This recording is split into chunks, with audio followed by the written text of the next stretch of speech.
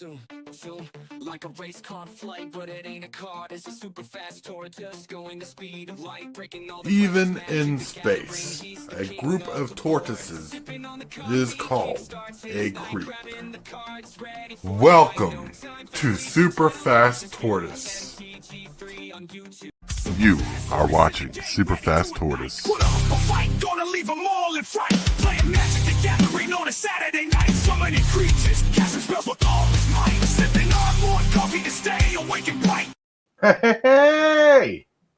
What's going on? Going on? Long time no see. We got a Drug Games. What's up, everybody? What's up? Ooh, man. It is a random live today. We're going to have fun. We're going to chat and chill. We're going to be awesome. Hopefully talk about a lot about Magic or whatever. We can talk about whatever. It's a chat and chill day. But hey, if you're in chat, say hello. If you're a friend of the channel and you want to join, let me know in Discord. Well, yeah. But right now, oh, I forgot to turn down my phone. Bad on me. I have my notifications on off stream, but there we go. So, how's it going? How are you? Good to be back. Doing all right. It's been a while. Yeah, it has. Over 6 months. It's been like 7 or 8. But yeah, I'm excited to see you, and people are probably excited. What's up, Lone Wolf? Lone Wolf. Lone Wolf, good to see you again. Yeah. Hope you're having a good day, Lone Wolf. Hope your magic has come back. Hillbilly's been playing the early access all day, off and on. Like he'll stop, take a break, go back to it. Oh, is that where he's doing what he's doing right now? Yeah, because usually he'll hop on these random streams, but today I hope he hops on. It'd be great to see him. It would be if he decides to quit before, he likes to play all the way to like 2 a.m. Oh wow. Yeah. Because he got from 12 p.m. today till 12 p.m. tomorrow to play early access. Okay. Yeah. See, I don't have the early access, but what I'm on, my account for MTG Arena, and I've been playing on and off. I've just been there was a point where I was racking up coins because I haven't put any money into it yet, for the gems, but just saving up coins by winning games. As of recently, or as of ever since last year, I've been winning more games than I lose.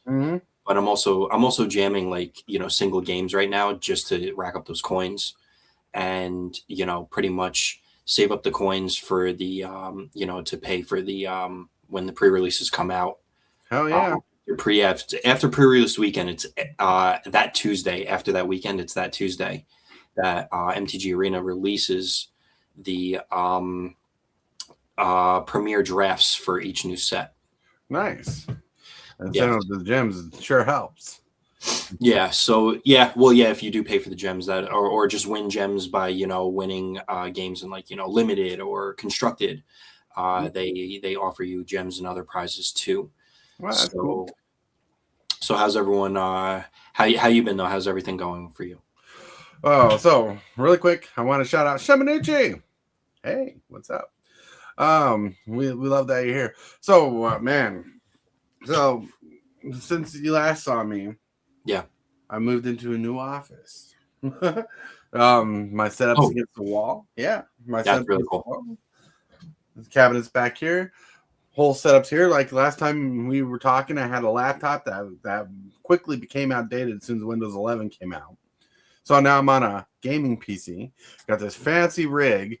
Like you can't see right here, but I got this microphone right here. So I'm like set up. I got a TV monitor here. So if I want to play video games, I can play video games and stream it and see everything bigger on the screen. It's awesome. That's awesome. Oh. Ace Knight 1-1. Holy crap, you look exactly like my father. No joke. Hey. When you look this good, what can I say? Thank you. But yeah, but right now, streaming will be getting a little rocky in the next couple months because we're going to be moving to a new place. Really? Yeah, I don't know. I don't know where my where my streaming setup's gonna be. I don't know if it's gonna be in my room. I think the place we're moving to is not gonna have an additional room. It's a bigger Okay. place, same amount of rooms. But we got more people living in the house when we move. So that's gonna change. Yeah. So are you staying like in the area that you're in? Yeah, so we live in a trailer park, and we're going to move into a bigger house in the trailer park. Oh, We live nice. in Congrats. yeah, we live in a 3-bedroom house now, and we're moving to a double wide 3-bedroom house. So Okay. I might be streaming out in the living room somewhere or in the bedroom. So because like what's happening is we got my son's girlfriend moving with us, and her daughter and her sister who has like some mental issues. She's gonna be moving in too, taking up that 3rd room.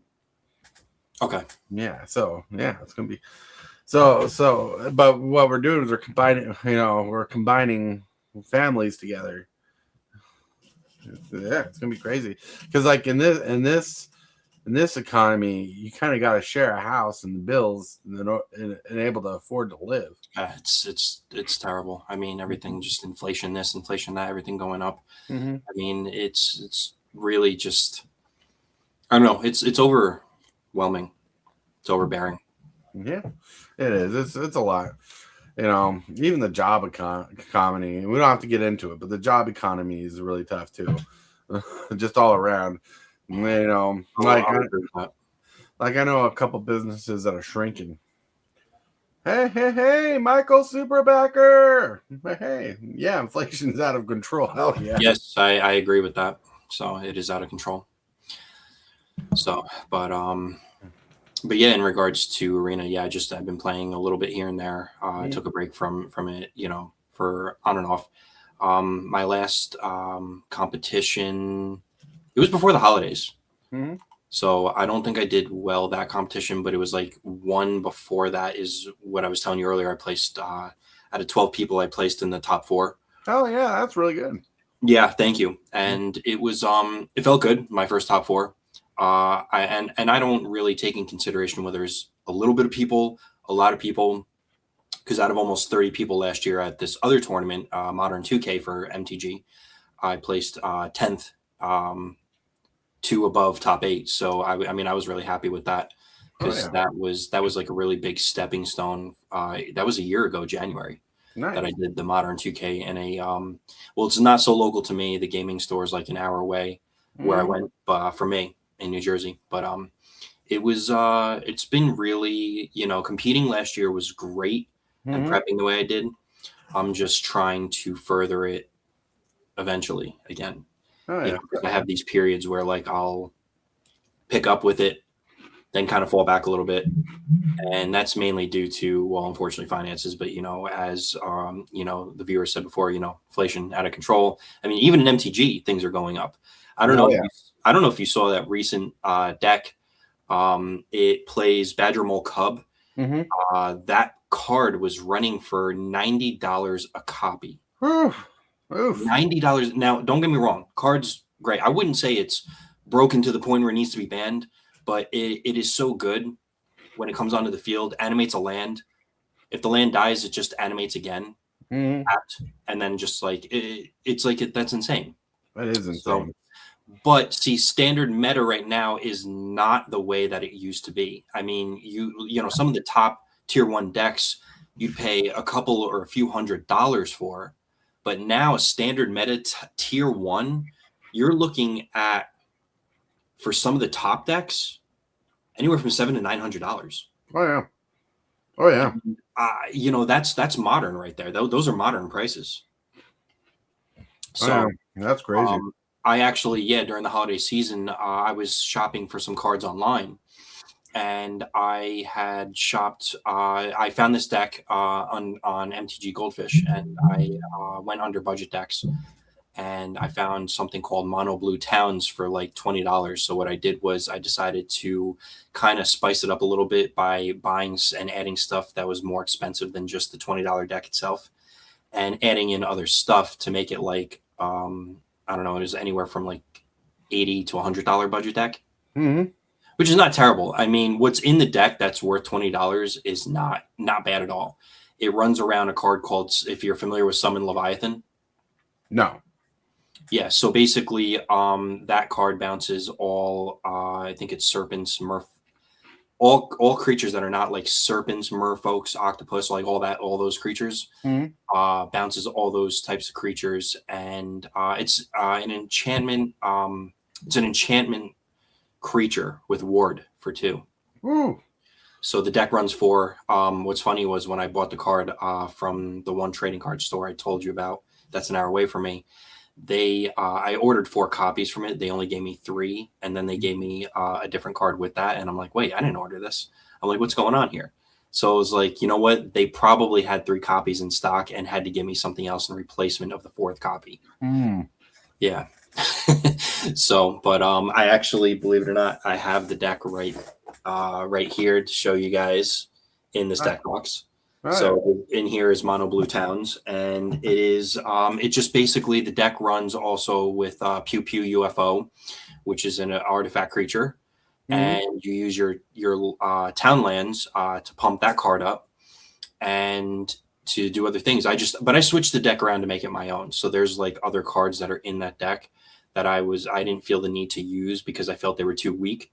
So there's this one counterspell that was in there. I forget the name of it.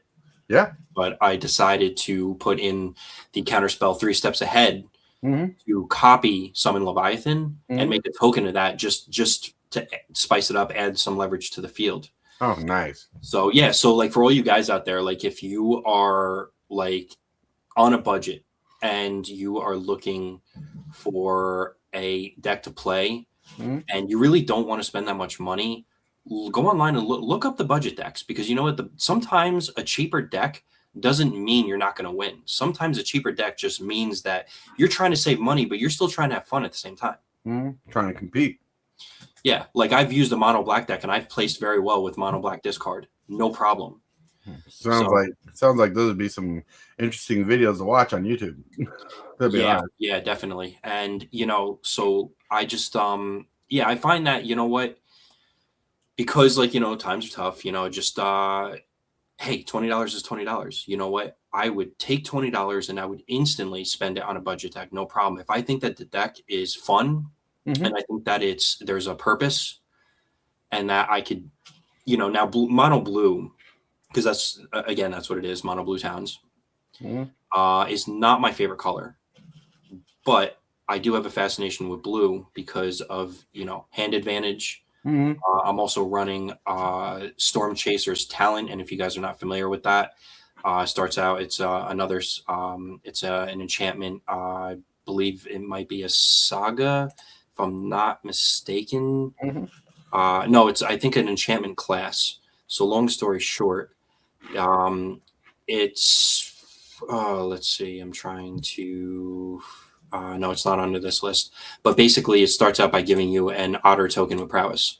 So, and then its second ability, you can return, I think it's an instant or sorcery from your graveyard to your hand. Then its third ability is you, whenever you cast, I think it's some kind like an instant or sorcery, you just keep creating otter tokens. That's cool. Yeah, so Storm Chaser's Talent, I decided to add into this because it spices up basically what I'm doing, and I really, because I feel like the deck was a little slow or clunky, you know, although you're ramping up to Summon Leviathan, Storm Chaser's Talent gives you that turn 1 leverage that you need, and you still have enough non-creature spells to activate the prowess. Right. It's not like this crazy aggro based deck where, you know, you're kind of just like, you know, not getting prowess effect. You're just, you know, but I think it's fun. You know, I mean, I still have my Esper deck that's not really within the standard meta. I haven't really updated because, like I said, you know, standard meta right now it's pretty up there. It's expensive. Oh yeah, yeah. Like, holy cow! Well, see, since Commander's a thing, and when a card's both good in Commander, Standard, and well, let's even just add Modern, it spikes up the card a lot. Yeah. Yeah, so but even with modern, like because they have the RCQ seasons, regional championship qualifier seasons are now they already had their first standard tournament. Normally they do two, I believe it's two tournaments per season, Mm-hmm. and because unfortunately Pioneer is not being played, which I can't understand why. I am a fan of Pioneer. I grew to like it. But that is not a thing right now. And who knows how long that's going to be until they actually even decide that they're gonna, do anything with Pioneer or if ever again. So it's gonna probably be standard, then modern, then standard again. I think that's how they're doing it. Yeah, that's cool. That's cool. And then for all you guys that are Commander players, I know Commander. I could see Commander. Commander one day I believe should be like a competitive thing. So well, there is competitiveness with Yes. CEDH, but like there's no official tournament for it. The last time they did a tournament for it to try it out, the game lasted like 12 hours. Oh wow. Yeah, like legitimate. So they're like, we can't do tournaments that long. That was just like a 4-person pod, I think. Yeah, that's a while. I mean, because I'm not a Commander player, but I have played Commander, and I have seen it played in pods, and I'll tell you that there is that competitive side to it as well. And I mean, I'm very competitive in the game, so I think that unfortunately, you only have a 50-minute time clock per round. Right. Yeah, so I guess that makes sense that you can't go 12 hours. You'd be there for like till tomorrow. Yeah, as someone who plays Commander a lot, the average game goes on between an hour and 2 hours. Yeah. So and like I can see CEDH being 1v1. But like I don't know how long the games will go still. So it depends on how good the deck is in CEDH, because CEDH is like super powerful. And some decks are aggro, some decks are control, and some decks are mediocre in the middle. And as long as they can balance out the control, they could be a fast game or the slowest game you ever played. Yeah. So I mean, the last Commander deck that I built was an Eldrazi one, Right. and because I was newer to the format, I know that I wasn't on my A game, and it's very typical because you have to expect when you're entering a new format, don't plan on doing well in the beginning. Right. Like that takes time. You have to really understand the mechanics of the format, the decks, the sideboarding, everything. Like you really have to just understand and know the format. Well, And there's no once you know that- sideboard in Commander. But yeah, I was going to say it's what 99, 100 cards 99 cards plus your Commander. plus your Commander. No sideboard. Like wish spells don't work in Commander because outside the game references your sideboard. Yeah. Yeah. No, I've seen some Commander decks floating around on because I have like Facebook pages with MTG that I've liked, and I see like people posting like all these like crazy like good cards, like these good whether it's Commander or another format, all these good cards that could be used as commanders, and I'm like, wow, I was like, these cards are insanely powerful. Yeah, that's a good thing. Like not every creature is legendary, because some creatures that are not legendary will stop games.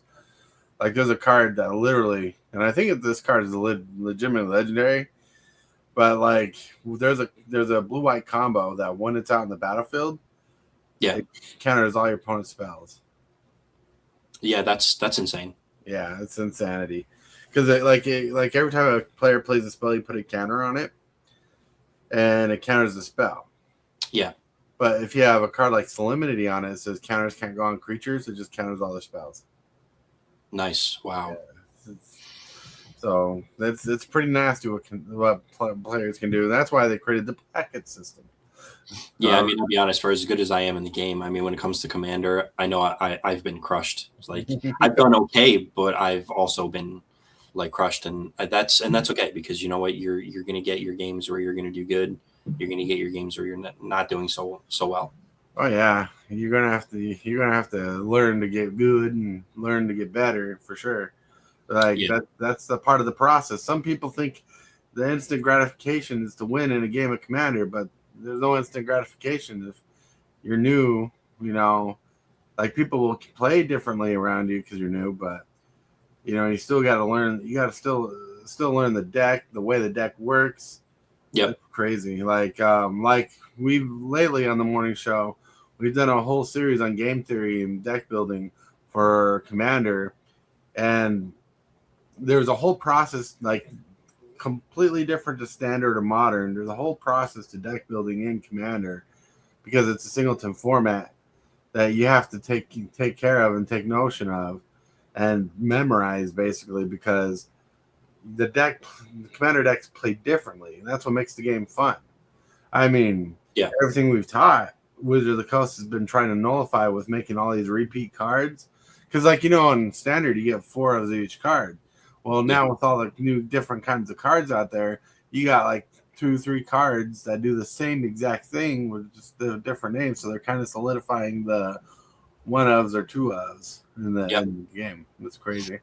Because consistency and efficiency and synergy wins Commander games like crazy. Yeah. So, but I noticed, and I love the hat that you're wearing. Thank you. So, with that being said, for all you guys tuning in, what do you guys think? And you know, like I said, comment down below. What do you guys think about the new set coming out? And again, guys, I grew up watching the original movies of Teenage Mutant Ninja Turtles.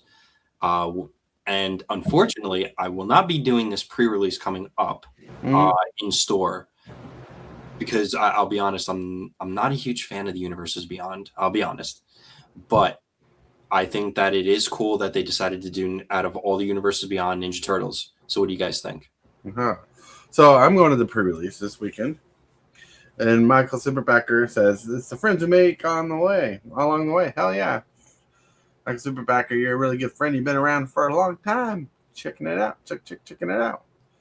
But anyways, so like I know there's a lot of division in the Universes Beyond world. People liking it, people not liking it, people calling some stuff ass slop and stuff like that. But I'm excited for the set, and I think it looks fun. I think that there are good cards in this set. I haven't read through everything. I've only read through a very little, but I mean, I've met one person recently who, because of, you know, the Universes Beyond, you know, sets being, you know, coming out, that, you know, he decided to actually quit MTG. You know, I'm like, well, that's sad. That's sad he quit MTG just because of that. Really quick, Michael Superbacker says, I think it must be your Super Fast. That's funny. Yeah, that's right. Really hope you enjoy Tortoise. I really do too. So I'm excited for the set. Universes Beyond, I used to be very split on, but it just feels like it's going to be the norm to have Universes Beyond and Magic sets. And even this year, like other than a turtle set, my most exciting sets of the year have been in universe sets. Yeah. And I think it's going to be like, unless you're like a hardcore standard player or a hardcore arena player, you know, I think you can skip out on the sets you don't like and just pick up singles where you want to. You know, you don't have to buy the box. Yeah, that's exactly what I would do. And that's probably what I'm going to do is buy some cheap singles. I mean, I've seen so far in the spoilers some good, you know, uncommons. And even some of the rares. I mean, I don't know, like value-wise, I'm not sure about the set, but what I could tell you is, like, some of the Shredder creatures are really, really good. Oh yeah, the Shredder. Some of the Shredder creatures are nuts, and also, like, I'm most excited for. Sadly, it's not a turtle card, but the card I want to pull, especially at pre-release, because that's a good win chance, is Krang, Ultram Warrior. He's a 9-mana 9/9 with haste, trample, and indestructible, I believe. Wow. Right? And it's Krang. I'm excited for him. And then there's that, I'm blanking out on the name, but there's that shark creature. When it enters the battlefield, you destroy up to 3 target creatures. That's going to be a good, and it's not even, I'm trying to think. I don't think maybe it's a legendary or maybe it's not. I don't know. I don't think it's a legendary, but I could be mistaken. All I know is it destroys up to 3 target creatures, and that's a reanimation card for sure. All right, hold on. I'm trying to redefine. There we go. I want to know. I don't think it's legendary, but I could be wrong. No, it's legendary. Oh, it is. Okay. It's called the Armagon Future Shark. Yes, Future Shark. Meta. Yeah, 9/6 flash. Yeah, legendary creature shark horror mutant. Yeah, so that's going to be a good reanimation card because that's going to add a lot of leverage to the field. Up to 3 target creatures. That's something. Yeah, it's half a board wipe on a creature. Holy cow! I can do this. See. So if there's a card you want to talk about, it's there. Yep, smack in the middle. Smack in the middle. Armagon Future Shark. Yeah, it's gonna be one hell of a reanimator target. I don't know how well reanimator is in Commander or not in Commander in Standard, but like there's gonna be some reanimation in Standard to make it good. I mean, paying 5 mana for a 9/6 that destroys up to 3 creatures on Enter the Battlefield. Like I'm surprised it didn't say when you cast this creature because that's a whole different thing. Yeah. So in the Standard meta, tier 1, I believe it's tier 1. Sultai Reanimator. It would probably be a Sultai Reanimator card. That's crazy, right? So, yeah. And I mean, if we're sticking like strictly to the meta of Standard, right. I can see that in Sultai Reanimator.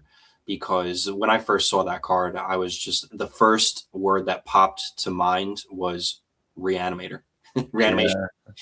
So because for its casting cost is kind of high. Oh, sorry. All right, hold on, I'm missing something. KP. Person skipping this pre-release. It's on my birthday, so I got friends doing an 8-player draft. Everyone getting two Ravnica mat. Oh, nice. And then I have 8 main Ravnica set packs each. That is pretty awesome. Ravnica is one of my favorite blocks of all time. Awesome. Happy early birthday. So, yeah. Well, happy birthday, too. Enjoy. So, you can't, there's nothing that you could do better on your birthday than just sit there and crack open packs of MTG. Mm-hmm. Like, that's legendary. That's iconic. Right. It is iconic. We got Super Shredder, which is ridiculously priced right now. That might be one of the shredders I was thinking of. Yeah, like he costs a generic and a black for a 1/1 with Menace. Whenever another permanent leaves the battlefield, put a +1 counter on Super Shredder. And there's like blink decks and things that people are planning on abusing this little creature with. I want a Super Shredder for the Commander deck coming out. Yeah, I mean, I wouldn't mind owning a copy of that, maybe on Arena. We'll see what it's priced at. I mean, because I feel like I said, like I was saying earlier, I wasn't sure about value, but I feel like some of these cards are going to have some kind of value to them, especially some of these Shredder creatures. Right. Let's see. Everybody uses TCGplayer.com. Super Shredder. Right now, he's ranging between for his regular card like $27 to $30 for Super Shredder. Really, and don't take that price to heart. This is pre-release pricing. It could go down. Right. Yes. Because sometimes you have a card that comes out, the price is way up there. The market, tends to has to stabilize at one point. It's like 3 weeks later or something like that. And then sometimes the card goes down, sometimes it goes up. I bought during what was it, Avatar, The Last Airbender. I bought so for all you guys out there that are familiar with Wan Shi-Tong Librarian, that card was I bought in store for $40. Nice. Then it spiked up to $70. Now it's sitting around like 30 something, so it did go down. But I thought the card was insane. I mean, it's flash, flying, vigilance. You get +1/+1 counters on it. You draw cards. That creature, it's just like it does almost everything that blue should. Yeah, blue should do good stuff. I mean, they kind of watered down the counter spell power, but since then, but it's still pretty good. 3 mana is a basic counter spell price instead of 2. But one card that's got me excited in this set is Leonardo's Technique. It costs 3 generic and a white for sorcery. This is return 1 or 2 target creature cards with each mana value 3 or less from your graveyard to the battlefield. And it has Sneak for a generic and a white. Nice. Yeah. It ain't going to reanimate the shark, but I have a deck specifically for this. Like a commander deck, where a lot of my creatures are 1/1 snakes with death touch. Oh, that'd be great. Right. But yeah, but it's going to also hit other good targets like Super Shredder. It's going to hit Super Shredder from a graveyard if you need it. Yeah. But I don't know if you know much about the set on general. I don't know what cards you are liking, because I could point out commander cards I think will be good. But I'm not gonna ask you every time I see a card, is that good in standard? Is that going to commander? I know you don't know everything, but it's pretty fun to look at the cards. I mean, this card's going to be played a lot. Prehistoric Pet, and then, of course, it has like some cutesy dino on it instead of like some fearsome picture. Only because it's a 1-mana 1/2. It can't be blocked by creatures with greater power. You know, sneak stuff. You can pay generic and white to return another target creature you control to its owner's hand. Activate only during your turn. Oh, so that the picture on that card, it looks like those little metal robot things that bite you when you in the Ninja Turtle games. Yeah. That's I think what that is. And in regards to the sneak ability, sneak I feel is really good. Oh yeah, it's not as powerful as ninjutsu, because ninjutsu can't be countered by a regular counter spell. You have to counter it with a spell that counters target activated ability and stuff. Yeah, but ninjutsu is just insane. Mm-hmm. But sneak is a cast effect that changes the speed. Like, so when you cast a sneak effect, it can be countered if someone has the ability. Okay. Yeah. That's the difference between it. But like one sneak card that's kind of interesting, I think we'll see more play, is Turncoat Kanuchi. I think that's how you say it. If you're wrong. Costs 2 generic and a white for a 3/2. And when it enters the battlefield, choose a creature an opponent controls, exile that creature until this creature leaves the battlefield. So it's like an O-ring on a creature. But if you pay 4 mana, 2 generic and black and white for a sneak ability, you just straight up exile a creature. Yeah, so that card right there, that's your typical enchantment ability where you exile a creature till this card leaves the battlefield. Mm-hmm. Really good ability. But we're talking in regards to a creature alone. Mm-hmm. Right. But yeah, it's gonna see effect in this. It's one of the few times on the ability sneak you're going to see the sneak cost more than the mana cost of the creature. But it's a creature with an O-ring effect, but if you pay the sneak cost, it just straight up exiles so they don't return it. And that's pretty cool. Yeah. Now here's a card called Krang Mastermind that people are thinking are just going to break the formats, like modern format. People are trying to break it. And I don't know if they've broken it. I'm pretty sure people have tried. Costs 6, 7, 8 mana, but has affinity for artifacts, meaning it costs 1 less to cast for each artifact you control, which in certain formats can be a ridiculous amount of artifacts that cost 0 mana, and your lands. Yeah. When Krang enters the battlefield, if you have fewer cards than 4 cards in your hand, draw cards equal to the difference. And Krang gets +1/+0 for each artifact you control. Yeah, that card could be a little bonkers. Mm-hmm. For artifact decks, that's definitely I would say that's pretty legit. Mm-hmm. Now, one card I'm excited for is Splinter's Technique. Costs 4 mana as a tutor. Search your library for a card, put it on the battlefield, or put it in your hand to shuffle. And it's so it goes from a diabolic tutor up basically. It turns into a demonic tutor if you sneak it into play or sneak it into ability. That's really cool. Yeah. So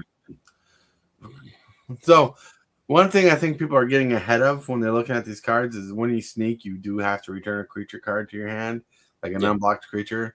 So you are one. You're 2 for winning yourself or whatnot, because you still have to return a creature to your hand. Yeah. can't sneak it for free with no creatures. I don't know. But yeah, you're talking about something common and uncommon. If you see a common or uncommon that caught your attention, let me know. As we're just scrolling through the set, we were just talking about that. That uncommon right there in the middle, that the swamp one. This one, Tortoise technique. Yep. Nice. 2 generic and a black sorcery, sneak for 1, destroy target creature or enchantment. Oh, that's good. That is really good. I was looking at that before earlier today, Mm-hmm. and I got to say that, you know what, whether it's a main board or or even a sideboardable card, I think that it's a very good card. And Commander players are going to play it because destroying enchantments of black is a difficult thing to do. Yeah, that is true. Normally, that's I believe white is fairly dominant in destroying artifacts and or enchantments. Mm-hmm. Yeah, let's see. Did I spell that right? No. Yeah, it's already a $3 card on TCG Player. That's how crazy it is. Hey, Lulu. You got to sign in the message. What's up? They must have done something with chat. Tabal, hey guys, just swinging in by, say hi, give a like. Thank you. What's going on, everybody? They asked the Lulu if she real, just laugh at them and sign it. That's right. And yeah, Tricky T finally getting YouTube, finally getting them kids. That's right. Yeah. All right. So yeah, that's that Tortoise technique it's popping in play. I hope I pull one in my pre-release pack. So I know that I'm going to be at the at my local store that's 15 minutes away that I go to as a customer, and I'm going to probably, because they have a tablet you put in a pick list, and I think I'm gonna update my card inventory with some copies of this card. That'd be cool. That'd be cool. Yeah, for sure. Some of the pictures on these cards are crazy. Like that feather brain filter. Look at its face. They're making fun of us. Yeah.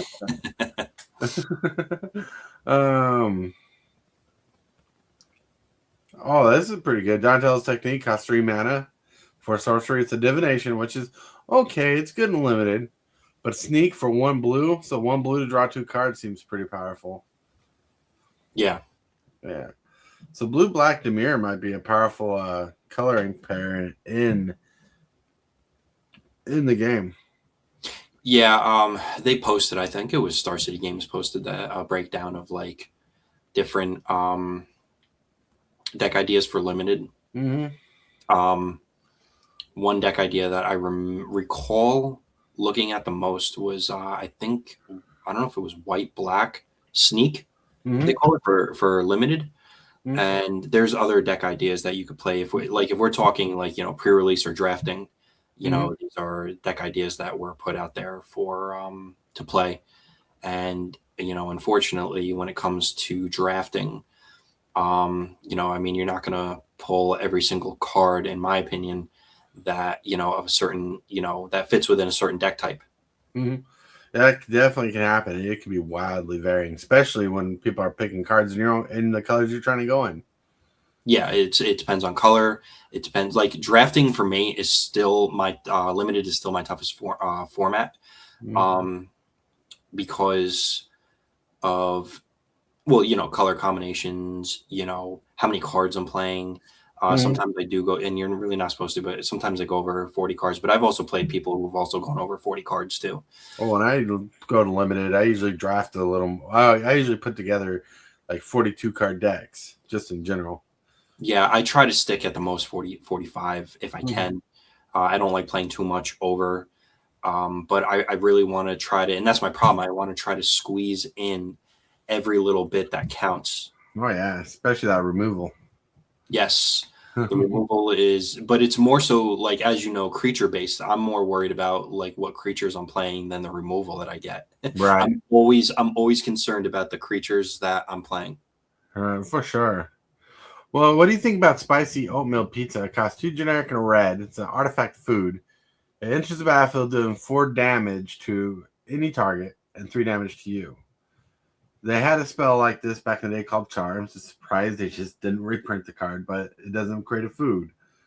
But it makes a but you to pay 2 sacrifice it to gain 3 life to get that 3 life back.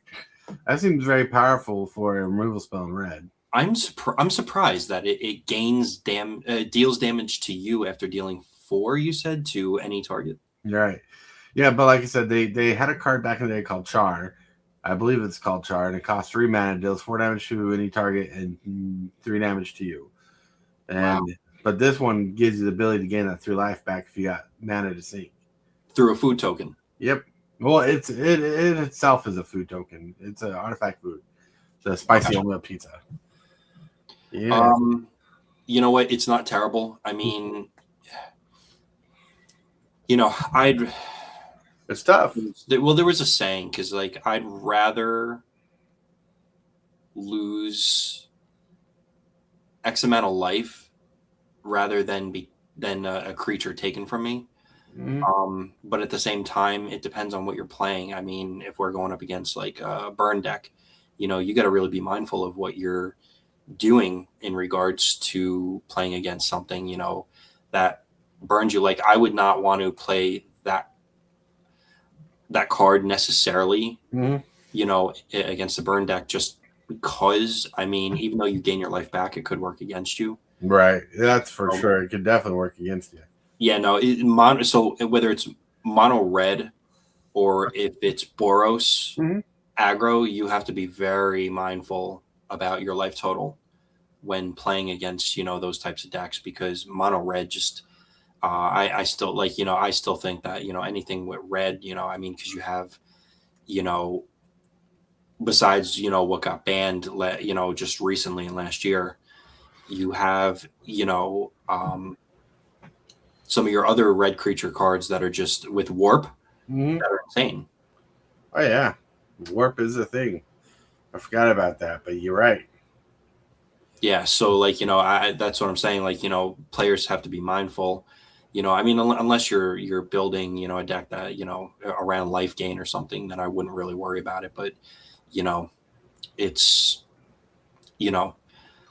I think it's a cool card though. I definitely think that card is cool. Deal 4 damage to any target. You take Yeah. 3 and then can gain 3 back is not terrible, because it's pretty much like you're just pretty much pinging something for 4. Right. So in effect, you're paying 5 mana to deal 4 damage to a target. I think you'll see play as like a 1 of removal in limited. Yeah. Because 4 damage to any target, to the face or to a creature, seems pretty good. Yeah. Yeah. All right, let's go down. Down. I got a song in my head. I'm trying to see. I don't know if there's any crazy cards. I don't know. Like it looks like fun cards. I like this card, Shredder's Revenge. That's probably one of the cards you were talking about earlier.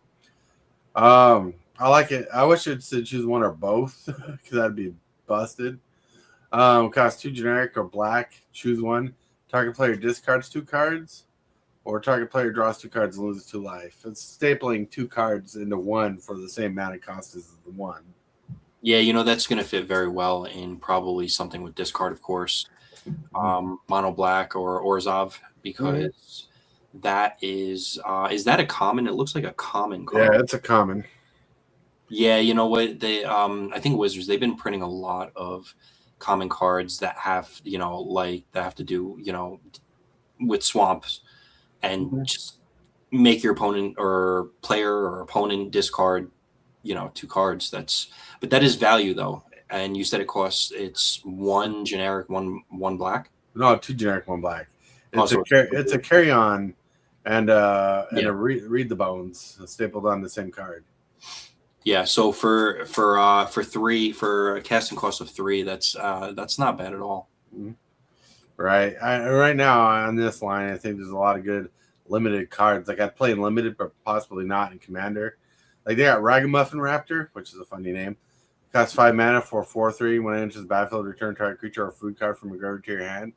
Yeah, That's not bad, and that's not bad for limited. Like having a 4/3 body on the battlefield that recurs a card to your hand. But I wouldn't play that. Like I wouldn't play that competitively though. no, I don't think so either. I mean, competitively, again, I'll have to look through the spoiler, but you know, for standard, some of the shredder creatures. I know there's one shredder creature that costs like it's 4 and 2 black. That's in the Commander deck, I think.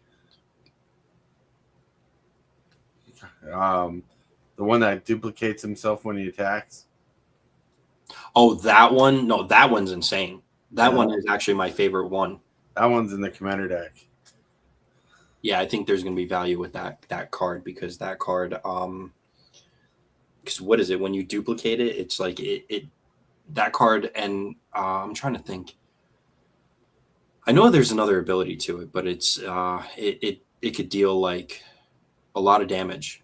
Sorry, you're talking about the cloning of Shredder is one of the cards. That yeah, 4 generic 2 black. Exile target creature card from graveyard, create a token that's a copy of it. Except it isn't a legendary creature, it is a mutant in addition to its other types. That could be one of them. Yeah, because I'm looking for shredder cards that cost that the same amount. It may cost 3 and 2 black to swamp. It's a 5/5. I remember it being a 5/5. All right. I'm trying to see. I mean, knowing how broken it sounded, it's probably a mythic legendary. We already passed the mythics and legendaries. Yeah. See, we go up here. Got Super Shredder, the Cloning Shredder, Armagon Shark. You got Madame, Ninja Teen, Rat King. We got here. This one's a 4/4 for 5. Savanti Romeo times Exile. Yeah. I don't know if that's the card. Shark Shredder, Killer Clone, 2 generic, 2 black for 4/4. Soulwind Avatar, Splinter's Technique, Splinter, Hamato Yoshi. Here's a 6/4 Shredder for 5 mana. Whenever Shredder enters or attacks, another target creature you control gains death touch until end turn. Yeah. I'm not sure if it's that because I know I saw one that's a 5/5 that creates that extra token. But then again, maybe it was the card that you pointed out up top. The one I was talking about wouldn't be good in standard. It basically has Myriad, where when it attacks, it clones itself, attacking other players. Yeah. Yeah. Let's see. Here's the multicolored stuff. See if there's a shredder card here. But the one in the deck that I was telling you does cost 5 mana, like you mentioned. Remember, let's color this. Scroll down. There's the 5 mana shredder 5/5. That's it. Yeah. So that's in the Commander deck, not in the set. Okay. All right. Whenever Shredder attacks a player, for each other opponent, create a token that's a copy of Shredder. So this is good for Commander or if you're playing multiple players at a table. And those tokens come play tapped and attacking that player, except it isn't legendary. Sacrifice the tokens at the end of combat. When Shredder deals combat damage to a player, that player loses half their life. That's insane. It's still good. Yeah, that's still good. Like you don't need the Myriad for that to be good. Yeah, so for all you Commander players out there, make sure you grab a copy of that because to me, I look, that's value. That is value. That's really good. Like I'm surprised that's in the deck. That's pretty powerful. Yeah, because when I read that, I almost like fell off my chair. That's pretty insane. But yeah, like they even got a good board wide game over. 3 generic, 2 black. Costs 2 less to cast if your life total is less than half or equal to the starting life total. If a player's life total is less than half, I still got 11. The Shredder's Demise. 2 generic and a black. Swift Demise does 1 damage to target creature. Then destroy each creature you don't control that was dealt damage this turn. So good. Yeah. Yeah. Anyways, that's chill. That's chill. That's Lulu, hey, super fast. Gotta catch them all. That's right. Bro, Tortoise, Hillbilly beat the Crim Asian Avenger. He played against the big streamer. Nice. That's awesome. That's awesome. I appreciate it. Oh, that's fun looking through the cards. We started talking about it, so I'm like, we can just look through the cards for a minute. Yeah, no. So overall, I would say, and guys, as a fan of Ninja Turtles, I would say that is very, it's very cool. Like I think that this set is well put together, and like I said, some of the other sets that came out, I don't know much about. Like when people ask me about Avatar, I don't know really anything about Avatar, but I thought some of the cards in the Avatar set were really, really good. Yeah, he really got lucky with Avatar. He bought 1 Avatar pack, just 1, and opened a Badgermo Cub. Yeah, see, that's value. Like honestly, you're spending like $5-6, and you're getting like this crazy, super expensive card. That's good value. Especially if it was a hollow. Imagine if it was a hollow. That would have been crazy. If it was that'd be even better.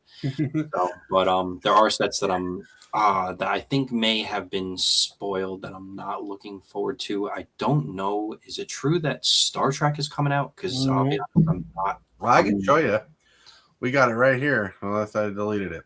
So I did the Lorwyn pre-release, and I was very, very excited for Lorwyn. Oh yeah, I didn't get to go to the pre-release, but I was excited for Lorwyn because it's in universe. So this is the first roster. The universe is beyond unannounced is the Turtle set.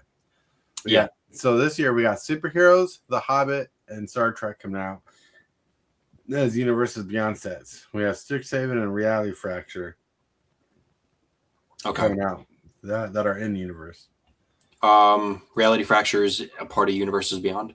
No, that's in universe. Oh, okay. Yeah, so Lorwyn, Secrets of Strixhaven, and Reality Fracture are in universe. Oh, okay. So yeah, so then those are probably the 3 pre-releases I would do because Secrets of Strixhaven. I know the first Strixhaven was pretty cool. Secrets is coming out this April. Then coming October, Reality Fracture will come out. I'm hoping Reality Fracture will be another pre-release I get to go to because it's in universe. I know it. Strixhaven I won't be able to because between March, April, and June, we're going to be doing the whole moving stuff. Yeah. Well, August is looking cool. The Hobbit. Yeah, the Hobbit's supposed to be big. Lord of the Rings is one of them. At the time when Lord of the Rings came out, it was the highest selling set of all time before Final Fantasy came out. Yeah, I even like Lord of the Rings, and I was not a big fan of Lord of the Rings. Like I'd never seen any of the movies. I've seen maybe bits and pieces. Yeah. And the set was great. They came out with great cards. And Star Trek somehow made it into the universes beyond.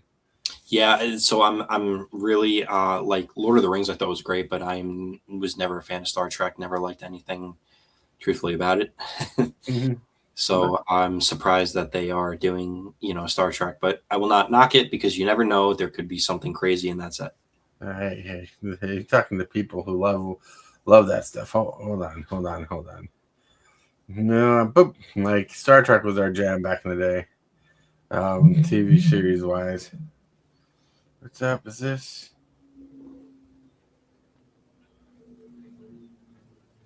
I mean, I know Star Wars has their own game, but like if they did like a Star Wars based thing in Magic, that'd be cool. Oh yeah, Star Wars would be cool. It would make more sense. Yeah, I mean, I've seen some of the Star Wars movies. I'm not a huge fan of it, but I think that it is cool though. I will give it credit. Right. Yeah, my friend Ray was just showing me they pulled the special art Yumizama's Jitte. I'm like, I'm alive. I'm like, yeah, I'm live. Tell him if he wants to hang, he can let us know. But yeah, Star Wars would be awesome to have in the Magic. It'd make more sense in Magic than Star Trek. Star Trek doesn't really play with Mystic and Magic, where Star Wars kind of does with the Force. Yeah, And you got all the equipment. You got the spaceships. We got the gun. Well, they won't do guns and they won't do real guns in Magic, but I think laser guns might fly by. Yeah. Yeah, so aside from that, it's Magic has been just on my it's been more on my to-do list.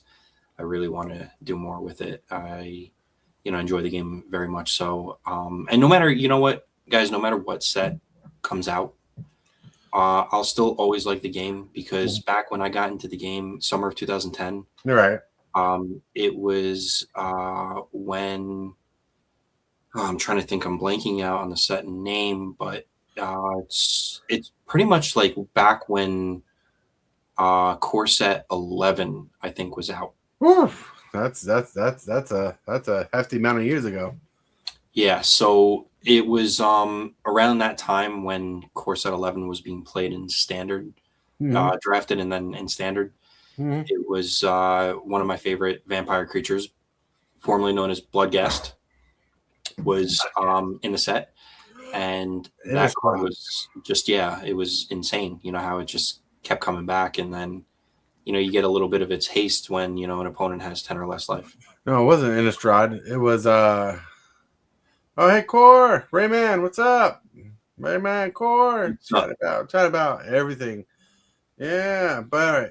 So Rise of Eldrazi and Zendikar was the blocks that Bloodghast came in. That had landfall. Yeah, I remember that. That's right. It actually was Zendikar. Mm-hmm. Zendikar was a really, really good set at that time. Yeah, I mean, it's probably we power creep so much it seemed like a slow set nowadays, but back then it was banging. Oh yeah, yeah. I believe wasn't that I think the when one of the first Lilianas came out. The time frame when Zendikar is when Gideon first arrived in Magic. Yeah, well, Gideon is Great Planeswalker. Gideon Jorah. Yeah. Oh, that copy was really good back then. That was played for a while, even in Modern. Mm-hmm. Oh yeah, making your opponents attack a Planeswalker, tapping him out was insane. Yeah, and Liliana the Veil, when she came out, that card was just really good and she's still good. The fact that she was reprinted in the newer Dominaria. Oh, you're talking about Liliana the Veil, yeah, Liliana the Veil. Oh, I bought her when she was a hot ticket $100 card. You know what? Yeah. See, I didn't get to buy a copy of her till like a handful of years later because of the price. She was up there with Jace the Mind Sculptor. Jace the Mind Sculptor sat at $150 for a long time. I didn't get one from the original set for a while. Same, Jace and Liliana. I mean, I remember when I even bought my first Thoughtseize. I had to wait till Thoughtseize was reprinted because the original copy was sitting up pretty high. And I have an original copy now. The original copy runs probably around $20 or so. So two cards I got that were $100, no longer $100. They were got to me for like birthdays and stuff, and the wife bought them for me. Was Liliana the Veil when she was $100. Now she's like a $9 card. And a Damnation Judge promo. Nice. That was $100, which is now like $20. Yes, that's unfortunate because where do a lot of these cards, and that's where I have conflict with this. Where do a lot of these, like especially like these older cards, keep their value? But at the same time, I'm watching a little bit on the MTG market on different cards that were literally like 10 cents that are now up to $6, $7, $8, $10 because they are now they were like bulk rares from years ago that are now like modern playable because of combinations of other newer cards. Right. And they just spiked by like 300%. Well, sometimes they do that because like one card makes it powerful or something. Yeah. Core says, throw Termagoyf in that pile of expensive cards that dropped. Yeah, that's right. It's like, no one plays them. Hey. Yeah, you got to love the Goyf. The Goyf. Oh, the Goyf. The Goyf. Oh, I love the Goyf. I mean, if we're talking about Nether Goyf, that is very much playable in mono black. Mm-hmm.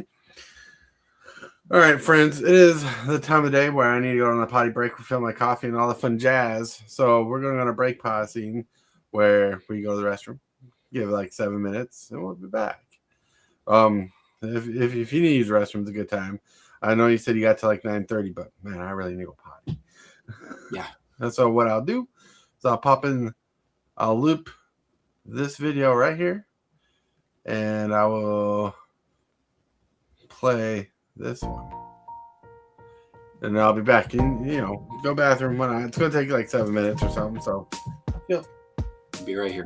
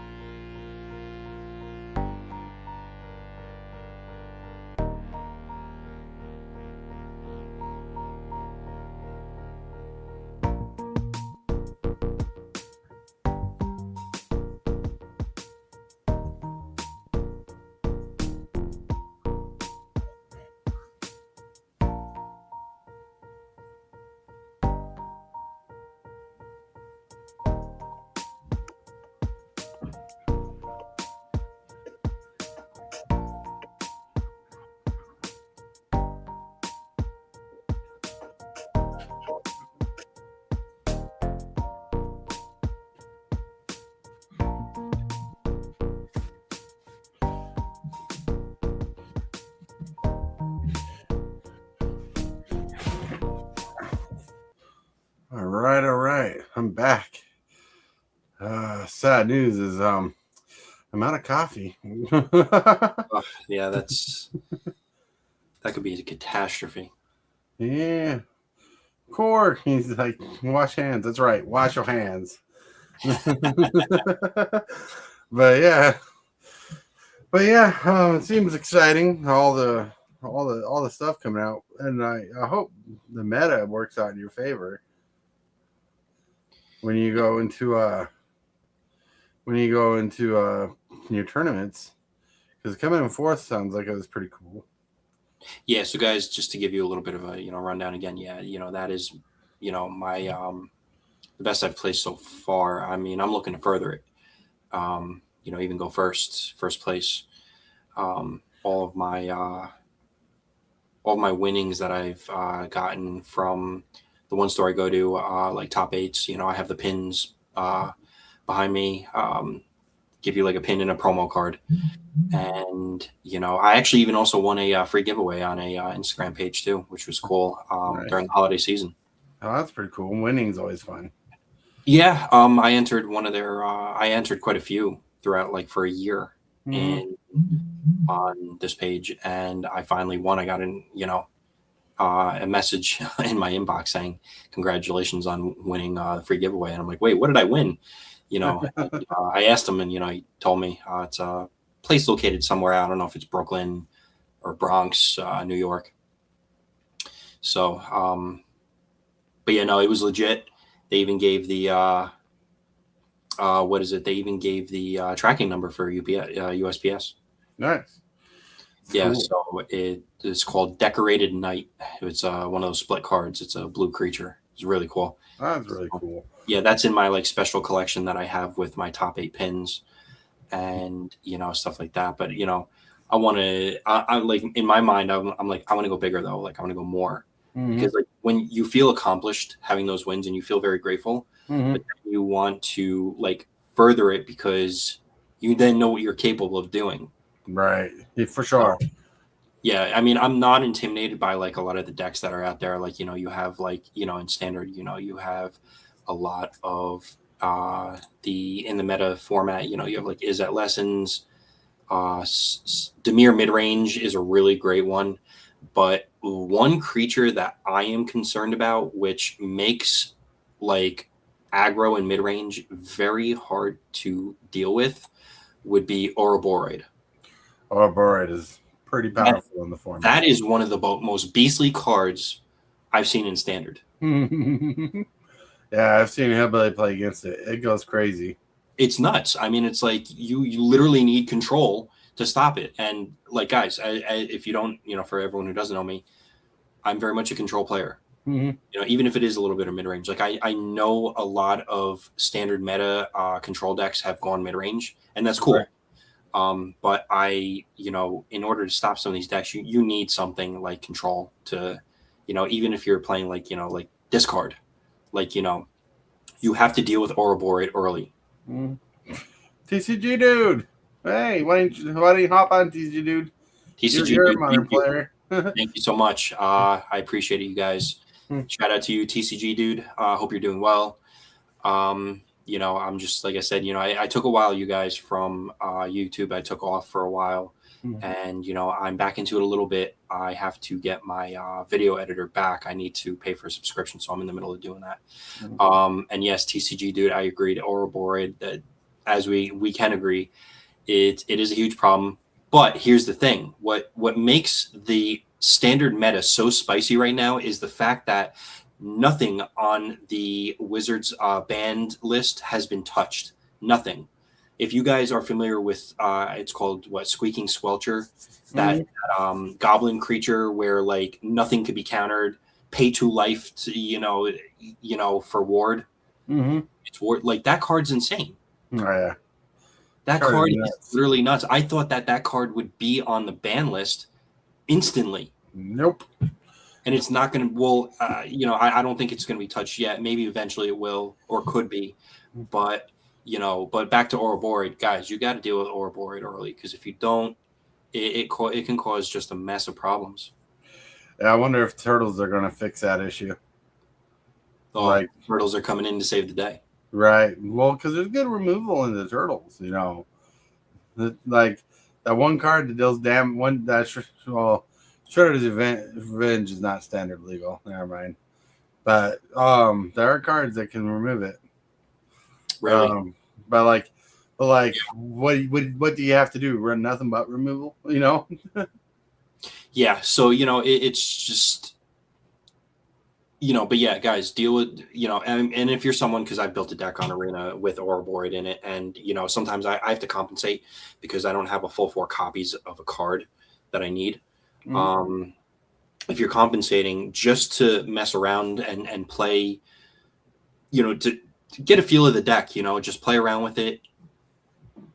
Knowing what 1 copy can do of Ouroboros, think about what 4 copies could do, and it's just again, it's like a never-ending spiral. Like you have to if you're dealing with 1 copy, then you have to deal with those other ones. You need to expect those other ones. Right, it's true, especially in a 4-card format.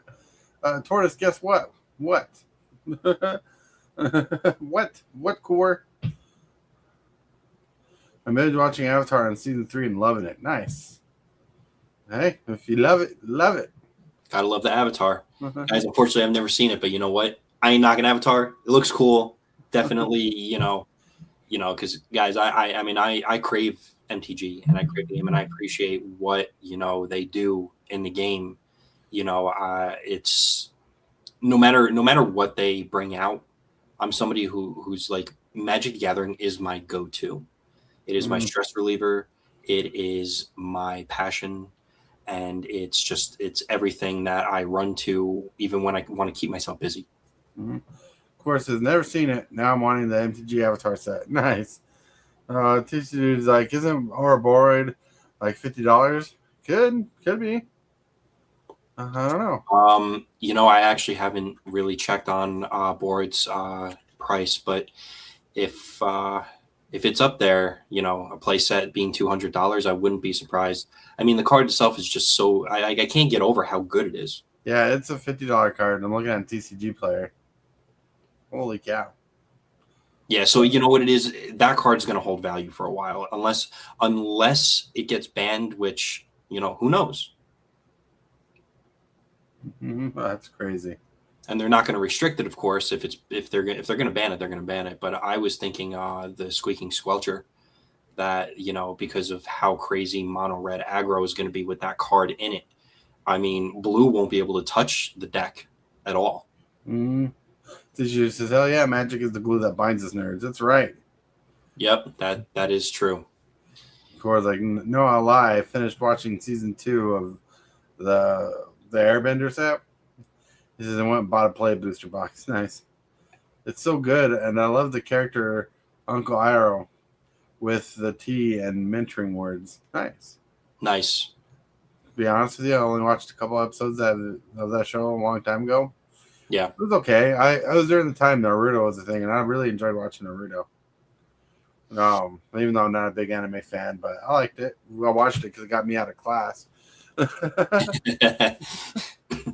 yeah, then guys, then there's the other parts of me, like where like I'm a big Reanimator fan. I love playing Reanimator, especially Legacy. And Legacy is a very expensive, as you know, format. But I enjoy it because of how fast and efficient it is. And you got to love cards like Grizzlebrand and other cards. But they recently. Super fast. They recently banned, I believe it is Entomb. Oh, yeah. I think. Yeah, I think they banned Entomb. Because of how quick it is.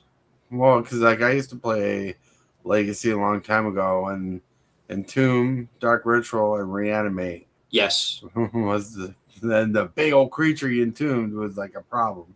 Yeah, and ever since I think it was was it Phyrexia when they introduced Atraxa to the formats. That card in combination with Grizzlebrand is insane.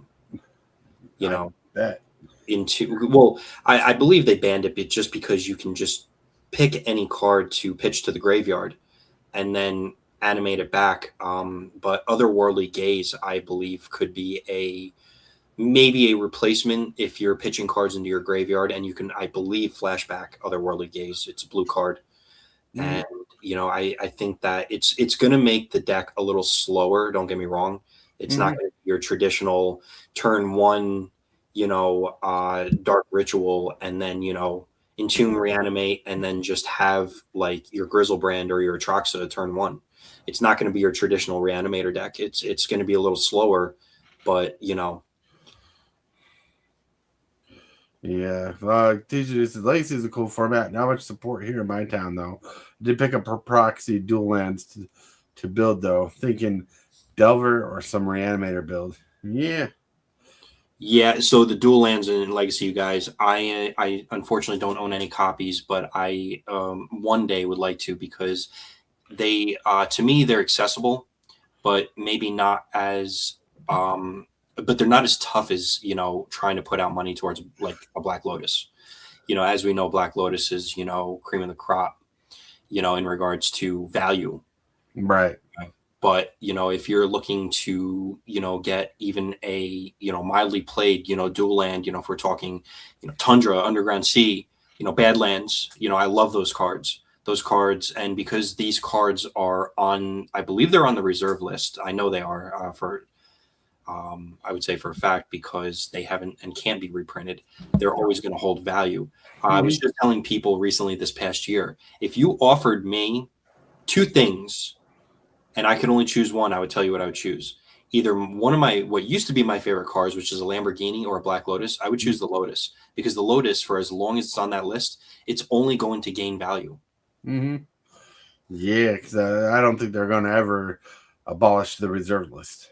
No, and they shouldn't, because you know what? The game needs value. And I've said this like many times, like more sets like when Lord of the Rings came out, Kaladesh, the inventions. I own an invention Lotus Petal in my box over there. Right. And that card is still sitting just a little under $500.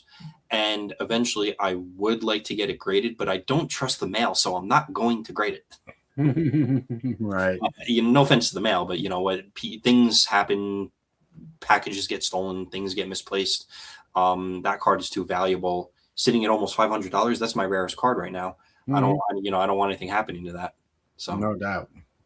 Yeah, there was a couple of guys who worked for the post office. I don't know if it was here in my state or another state. But they got in trouble because they stole lots of Magic product that was in the mail. Yeah, and see that's just like really just not professional. No, So, it was dirty. That's what it was.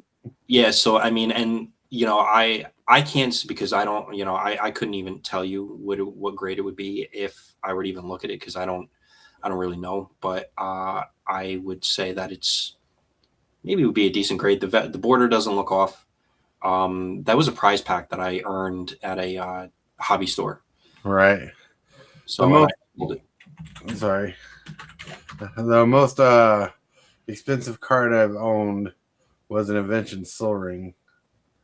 And we ended up having to sell that during the Duracho time. Yeah. It was worth like $500 at the time. Now it's worth like $805. Oh wow. I just looked it up. Yeah, that's crazy. But yeah, I pulled that out of pre-release. Yeah, and shout out to TCG dude. Yes, keep the reserve list. There's some people who rather burn the reserve list. They're like, we don't need it. But like, look, power creep is like sure, the power 9 cards are on the reserve list. And there are a couple powerful cards on the reserve list, but when you look at the list, a lot of the cards on there are just jank anyways. It's things that wouldn't even reprint today. Yeah. So keeping on the reserve list is one thing. Like, I have a reserve list card that's worth 50 cents, maybe $1. Like, not every card on the reserve list is valuable, but there are cards that are valuable. Yeah, I mean, I've seen even on eBay, like I've seen some uncommon cards that are graded that are like $20. Right. Really cool. It's like you'd never think that you'd ever pay $20 for an uncommon. Right. Because so it kind of makes it hard to believe that there's like uncommons out there that are that high. Oh yeah, well, some commons are powerful, like Path to Exile and Swords of Plowshares. Even though some are cheap, their value is more than the reprints that they've had. They just keep In showing which you. I have both copies. Yeah. That's crazy because it's like Lightning Greaves has seen a good amount of reprints and still like $6-8. And the one thing that Secret Lair is doing good, the Secret Lair is like pretty much a no reprint zone. Like they haven't officially said that. So when you get like a Secret Lair Lightning Greaves, that version will hold value over other versions. Yeah. So that's pretty cool. And I think it's awesome. Like the Wizards really trying to keep a balance between collectability and affordability for all the players, because there's definitely collectors, there's definitely players, and they're trying to make each one happy. Yeah, see, I'm big into playing, but I'm also a collector too. Like if I were able to get my, and I have, example, the Lotus Petal Invention, going back to that, that was pulled in a prize pack that was given to me in the prize pool. It was an extra pack and that I was awarded.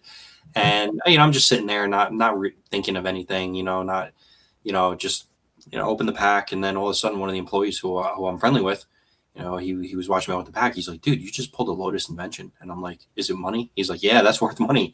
And I'm like, all right, cool. So then I looked it up and I realized what it's at. And I'm like, whoa. I was like, that is my most expensive card. Oh yeah, that's awesome. Yeah.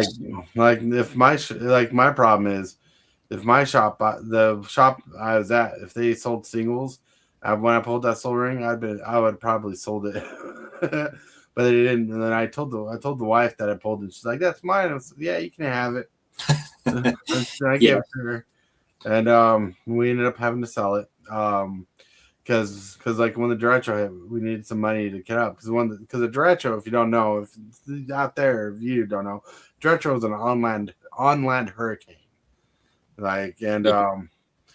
And it shut our power off for the week in our area. So we had to constantly buy water. We had to constantly buy food because without power, we didn't have a basic grill at the time. Yeah. So we had to sell it for like $300 to help with the finances at the time to just stay afloat. I mean, it was such a horrible time because this happened around in the same year that COVID happened, and around the same time, right? Mm-hmm. That was a horrible experience because the wife was working at a daycare at the time. When the daycare had no power, you had to wear the masks. Yep. And it was over 90 degrees outside, and inside it got hotter. So they had to constantly move kids around. We had to constantly stay outside just to keep cool. It was tough. Yeah. Well, I remember I was a certified personal trainer then during the pandemic, and it was tough, losing that, because I still take it to heart, every now and then. And, I'll tell you what, Magic the Gathering has kept me in a good place because I've met so many, I have to be honest, out of all, because I've entertained quite a few hobbies. One of my other hobbies that you guys may not know is billiards or play pool. And this past year, I met some really great people for the first time, because before 2025, but throughout my years of playing Magic, I've met some characters, let's say, but I've never met anyone that was really bad. Like I remember being in the middle of an RCQ, a Pioneer RCQ once, and in the middle of the tournament, I was playing this one kid. He was a young teenager. I don't know if he did DoorDash or Uber Eats. He Ubered some food to the place that we're playing at, and in the middle of the tournament, got up and decided to go get his food. And I'm like this. I'm like, what are you doing? And I'm like, I've never so I sat there for maybe about a minute or a minute and a half, maybe 2 minutes waiting for him.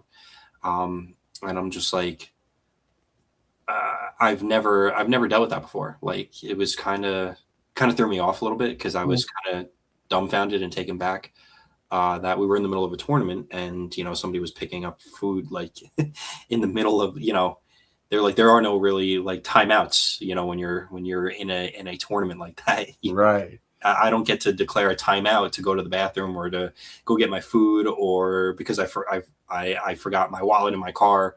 No, like, you know. That's crazy. Like I'd have been like, Judge, I have no opponent. Because he was because he was a kid, I didn't want to like be like that. Like I didn't want to be that guy. So I kind of like let it slide. I did let it slide, and you know, it was just. I also was having a rough morning too. I mean, I wasn't winning. And look, guys, when we don't win, you know, especially like us guys, you know, we take it like, you know, some of us take it a certain way. Because if you know you're good, and you know that you have the ability to succeed and extend yourself higher than what you can, and you're sitting there losing, like it makes you think like, well, what am I doing wrong? Right. It's our time. That's right, teacher Jude. Laughing. No, but all right. It's about 8:30. We got to get off of here and chill out. I don't think I have your link in the command yet. I have to check, but I can get that fixed for later. But yeah, if you haven't checked out Drug Games, check him out on the YouTube channel. He has content there. He'll probably be a minute before he gets some content made, as he explained earlier. But hey, you might see him on this channel more. Depending on how things. I don't know how things go. I hope you enjoyed your time here. Yes, no, thank you for having me back. You know, yeah, we can sneak in, you know, once every now and then, you know, depending on my schedule, I will be in touch with you guys. But yeah, like, you know, once a week, once every other week, whatever we can do. Because I miss you guys, especially Super Fast Tortoise, MTG Billy, all you guys commenting. You guys know how it is. Oh yeah, for sure. But I want to thank you guys for liking the video, subscribing, sharing the video, everything you do. But I want to remind you, the guys out there in the world, everybody out there, I want to remind you that you're loved. Someone's thinking about you. And if you can, say it or do something positive for someone else today, because you might be the change or motivation they need to pick up and go. With that, let's get out of here.